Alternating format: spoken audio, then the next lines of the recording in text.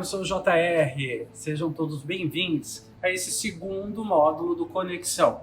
Nesse módulo eu abordo as tendências do mercado de fidelidade no Brasil. Ter uma ideia, no ano de 2019 foram mais de 308 bilhões de pontos e milhas emitidos, o que mostra que o mercado está superaquecido. Crescimento 7,5% em relação a 2018. Chegou 2020, até então ninguém esperava uma pandemia. Como que fica então o futuro dos programas de fidelidade? Quais são as principais novidades e tendências? É o que você vai descobrir aqui comigo. E como é que a Livelo está se preparando para reagir a essas mudanças dentro desse mercado?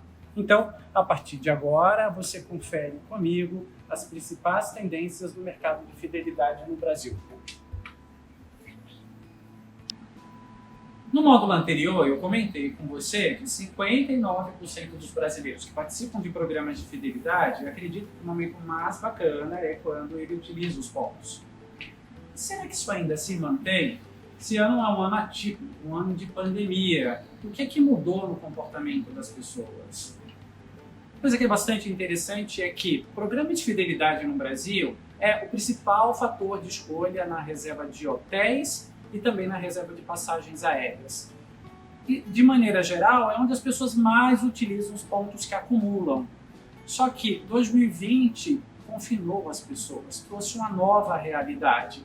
E o grande barato disso é que se descobriu que o programa de fidelidade pode virar um monte de coisa diferente. Pode virar o home office em casa, um novo eletrodoméstico, robô de limpeza, e essa descoberta fez com que também os programas de fidelidade começassem a mudar um pouco e a entender que o que as pessoas estavam contando para a gente é que o programa tem que ser cada um de um jeito diferente. Vou explicar isso melhor. Não adianta ser um programa igual para todo mundo. Uma das principais tendências que a gente vai acompanhar é que precisa ter o jeito de cada um dos participantes. Mecânicas simples, muito mais rápidas, uma comunicação mais assertiva, muito mais engajadora, porque assim as pessoas começam a se conectar. Apesar de volume muito grande de pontos emitidos no Brasil, cerca de 30% da população brasileira nunca ouviu falar de um programa de fidelidade. E essa é a grande oportunidade que a gente acaba tendo. A pesquisa do Opinion Box, que é até um parceiro da Livelo, aponta que 80% dos brasileiros comentam que usariam ou comprariam de uma marca que tem um programa de fidelidade. Que era antes uma tendência passou a ser vigência. Sim, as pessoas se conectam com uma marca quando ela entrega um benefício. E esse programa de fidelidade pode ser um ponto acumulado, uma devolutiva de parte do valor pago, que a gente hoje conhece como cashback, um desconto para a próxima compra. Daí, sem dúvida alguma, os principais movimentos que esse mercado tem tido, que é oferecer diferentes soluções de engajamento e, consequentemente, diferentes usos desses pontos que são acumulados. Pode virar dinheiro, que é o caso do cashback, um desconto na próxima compra, ou troca por milhares de outros produtos, experiências. O grande movimento que aconteceu esse ano, sem dúvida alguma, foi o lançamento de novos programas de fidelidade, plays bastante interessantes. Entre eles, eu quero destacar o programa dos Postos Ipiranga, que é o Abastece Aí, que amplia o seu conceito, é como a gente começa a entender que outras indústrias e outros varejos e negócios recebem a força de programas de fidelidade. O caso do Itaú com o IUP, que é um programa de coalizão, né? Lançamento recente do Itaú, onde você acumula pontos não só usando os cartões do próprio Itaú, mas também utilizando os parceiros do Itaú que geram pontos do programa, a AME e também a Minutrade, que até então atuava na relação entre B2B, ou seja, fornecia soluções para programas de fidelidade, aproveitou o momento da pandemia e criou um programa de fidelidade voltando para pequenos negócios, os pequenos empresários utilizarem essa plataforma, democratizando o acesso a programa de fidelização. Esse movimento é super importante porque quando os programas de fidelidade nasceram no Brasil, vamos lembrar que eles começaram com as companhias aéreas, depois com os bancos e grandes varejistas. Grande tendência é o programa e o conceito de fidelidade estar no dia a dia, nos pequenos negócios. Naquela lógica de que eu preciso reter, encantar, engajar os meus consumidores. E com a força do consumo de bairro, que é uma redescoberta advinda da própria pandemia, a gente precisa entregar algo que seja diferente, que as pessoas, na verdade, se sintam valorizadas. Eu até gosto de lembrar que existe uma máxima que é dada dentro do mercado de varejo, que é oferecer para os seus consumidores desconto. Mas desconto é uma coisa chata, porque para você usar o desconto, você tem uma sensação de que ele simplesmente está cobrando menos do que ele já cobraria. Essa é uma diferença de programa de fidelidade. Porque se você ganha pontos, você vai usar do seu jeito, na hora que você quiser. Não é quando a empresa te coloca com prazo de validade, no caso dos descontos. E o que está vindo por aí? Quais são as principais premissas que estão sendo adotadas e têm reinventado o mercado de fidelidade no Brasil? A principal tendência que a gente coloca como impulsionadora das mudanças no mercado de fidelidade é o foco na experiência do cliente. O cliente precisa ter acesso de maneira simples, rápida, com mecânicas rápidas e recompensas imediatas. A gente, como reflexo da pandemia, percebeu que a vida pode ser muito breve, então não faz mais sentido eu comprar um produto, ganhar um benefício e ter uma mecânica muito complexa de entrar no site, esperar um prazo de entrega e um tempo para que eu possa usufruir desse benefício. A necessidade do instantâneo, do agora. Então, ganha muita força as recompensas imediatas, ou as recompensas que são dadas no momento em que o consumidor está no ponto de venda, por exemplo. A segunda grande tendência que a gente nota, a primeira é pautada pela experiência, a segunda é, de fato, onipresença, combinando um pouco desse movimento de estar no mundo on e no mundo off, onde eu possa usar os meus pontos do jeito que eu quiser e na hora que eu quiser. Vou explicar isso de uma maneira bem prática. Antes, eu ganhava meus pontos, ia a uma plataforma, que era um app ou pela internet, fazia um login e senha, escolhia meu produto, esperava chegar em casa para poder usufruir daquele benefício. Agora, além disso, se complementa eu poder utilizar os pontos ou o meu benefício no mundo físico, sem precisar ir a uma plataforma, até mesmo no checkout de uma compra. Né? Esse é o grande diferencial e esse é o caminho que os programas devem seguir daqui por diante, eliminando as barreiras do mundo físico e do mundo online, colocando essa sensação de onipresença, onde eu vou poder usar o meu benefício onde e quando eu quiser. Para que eu possa usar os meus benefícios do jeito e na hora que eu quiser, cresce também com muita velocidade, é uma tendência muito forte as pequenas recompensas, ou as recompensas imediatas. Isso porque as pessoas são diferentes, né? Nem todo mundo está no momento de viagem, precisa de mais uma geladeira ou uma televisão. Às vezes uma recarga de celular, um ingresso de cinema, uma casquinha de sorvete. Né? Esse país é tão grande, diferentes perfis de consumo, diferentes perfis de recompensa. Então, catálogo diferenciado, um catálogo muito mais amplo, faz com que as pessoas percebam o valor e que elas se sintam, na verdade, conectadas com o programa, porque você tem, então, soluções voltadas para os mais diferentes perfis de consumidores. Isso é que acaba sendo muito bacana. Além disso, tem uma outra tendência que eu gosto de destacar bastante. Os programas de fidelidade começam a ficar atentos ao público jovem. Eles começam a entrar no mercado de trabalho, é uma geração que tem uma conexão com tecnologia bastante diferente das gerações anteriores, e essa conexão com o público jovem é fundamental para a longevidade do programa. Só que eles trazem uma pauta completamente diferente daquelas gerações que entendiam que o programa de fidelidade era milha aérea, por exemplo, ou um eletroeletrônico. Certamente um catálogo e um engajamento para esse público está muito mais voltado para o prazer, para o lúdico, para a diversão, para os jogos, que é o que faz muito parte do ecossistema da vida, do estilo de vida desse grupo de consumidores.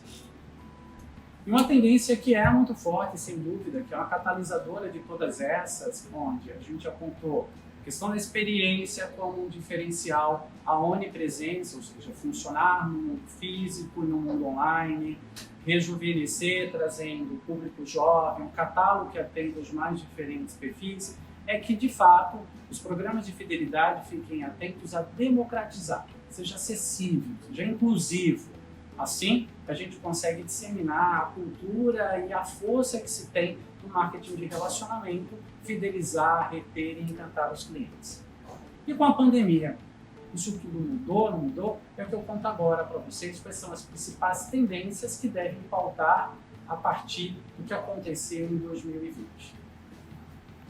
2020 chegou ali nos meados de março, acabou nos assustando, de uma hora para outra todo mundo teve que ficar em casa, e aí a casa passou a ser o local de trabalho, passou a ser o único local de convivência, e a gente entrou no que se contou como um novo normal. Apesar de não gostar da expressão, o que tem por trás disso é que, muito rapidamente, o mundo e o Brasil teve que se adaptar a uma realidade que estava muito iminente. Convívio social e as regras antigas de consumo e de convivência precisavam criar uma nova pauta. Isso trouxe imediatamente uma transformação para o mercado, de maneira geral, especialmente para o mercado de fidelidade. Até então, mesmo com todo o avanço dos catálogos, dos programas de fidelidade, com a entrada de novos consumidores, havia uma dominância do uso do benefício dos programas de fidelidade apenas em viagens, passagens aéreas, reservas de hotéis. Mas ninguém podia mais viajar. Então, o que fazer então? O que fazer com os pontos que a gente tinha guardado e acumulado? Então, as pessoas começaram a descobrir um novo jeito de usar esses pontos. Como é que os programas começaram a perceber isso? Porque as pessoas precisavam ali terem uma conexão muito mais forte. Não dava mais para esperar pelo produto 15, 20 dias para ser entregue. O principal impacto é que a gente aprendeu que pedir comida, fazer supermercado, chega tudo no mesmo dia, a recompensa do meu programa tem que chegar no mesmo dia, tem que ser na hora.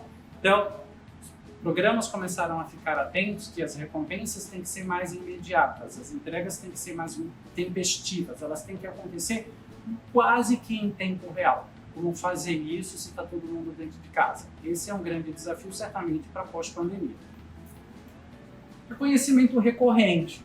Eu gosto muito desse tema, porque uma premissa básica de um programa de fidelidade é que quanto mais você consome, você acumula pontos ou recebe um benefício, mas isso tem que acontecer com uma certa frequência, porque senão, que é a grande cilada que eu tinha contado antes, quando você oferece um benefício como um desconto, você usa e ele acaba.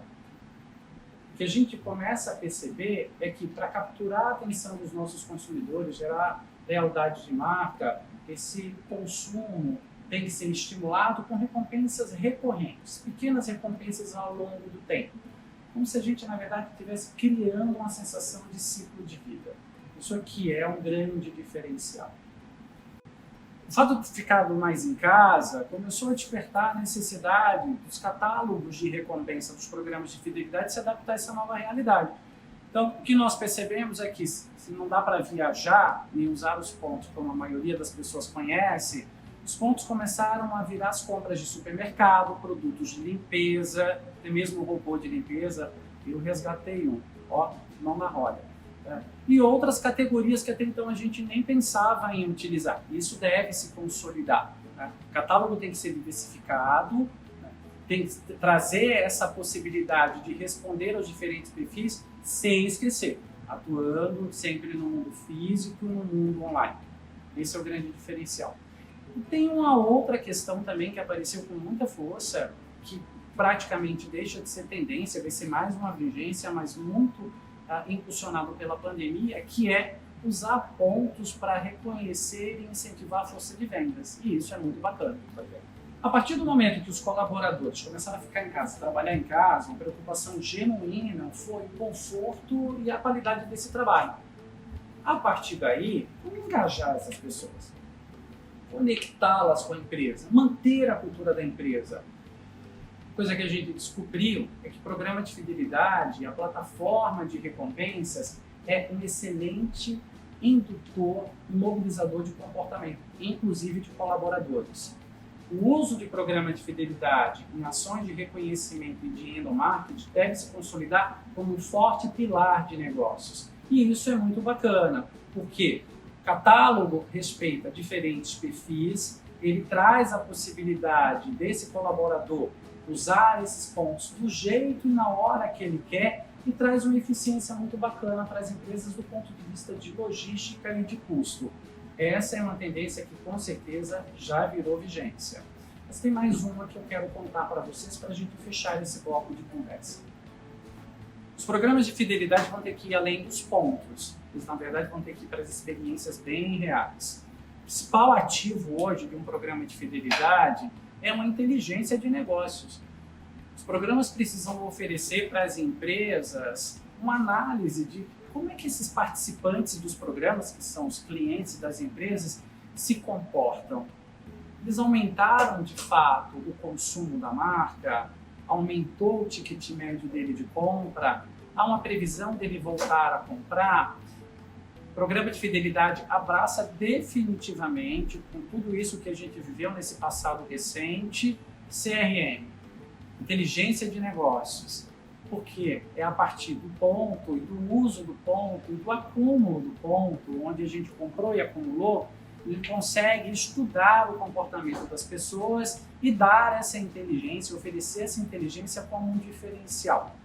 A plataforma de fidelidade não é mais uma estratégia de reconhecer e premiar os seus consumidores. A plataforma passa a ser inteligência, estratégia de negócio e, sem dúvida alguma, resultado sustentável para um cliente que vai interagir ainda muito mais com a empresa. Esse é o grande barato. E para terminar o bate-papo desse nosso bloco, eu gostaria de falar sobre duas ameaças eminentes dentro dessas tendências que a gente vê no mercado de fidelidade, especialmente para os modelos mais tradicionais. O primeiro deles é o movimento dos cupons de descontos. Funciona mais ou menos assim. Você compra numa loja, o vendedor pede o número do teu celular, te manda um SMS e parte do valor da compra volta como desconto para uma compra que vai ser realizada na mesma loja, certamente no período de 30 dias. À primeira vista parece super atrativo para o lojista, que ele acredita que não está fazendo investimento nenhum, ele está abrindo mão de margem, vai gerar uma recorrência, mas só que para o consumidor a sensação é horrível, porque você só pode usar aquele benefício na loja naquele período. Uma coisa que é bacana é que as pessoas começam a descobrir que, de fato, o desconto é um pouco disso. É o lojista cobrando menos do que ele já poderia cobrar. Por isso que o programa de fidelidade que gera acúmulo de pontos acaba sendo bacana, porque acaba respeitando a necessidade das pessoas e o tempo de uso desse benefício, não só naquele estabelecimento e naquele período. E outro movimento muito forte é o movimento do cashback. Começou com os bancos digitais e tem se disseminado muito fortemente. É quando parte do valor da compra ou parte do valor do cartão que você pagou volta para a tua conta corrente creditado como um dinheiro. Parece atrativo, mas no fundo acaba não sendo, porque o valor devolvido é tão pequeno, as pessoas começaram a perceber isso. E tanto que os próprios bancos digitais que começaram com essa estratégia ampliaram o seu portfólio, oferecendo milhas e pontos, por exemplo. Por outro lado, os programas mais tradicionais perceberam que não dá para ficar de fora, começaram também a desenvolver soluções de cashback. Então é bom ficar atento a esses dois movimentos. Era isso que eu tinha para contar para vocês. A gente faz agora um resumo geral desse nosso bate-papo. Bom, eu realmente espero que essas informações tenham sido úteis. Só para lembrar, nesse módulo a gente falou sobre as tendências no mercado de fidelidade no Brasil, pré e pós-pandemia, destacando especialmente o que a pandemia trouxe e influenciou no comportamento das pessoas e as oportunidades que traz para as empresas. Eu prometia que ia falar de livelo, né? Mas isso vai ficar para um próximo módulo. Tchau, tchau!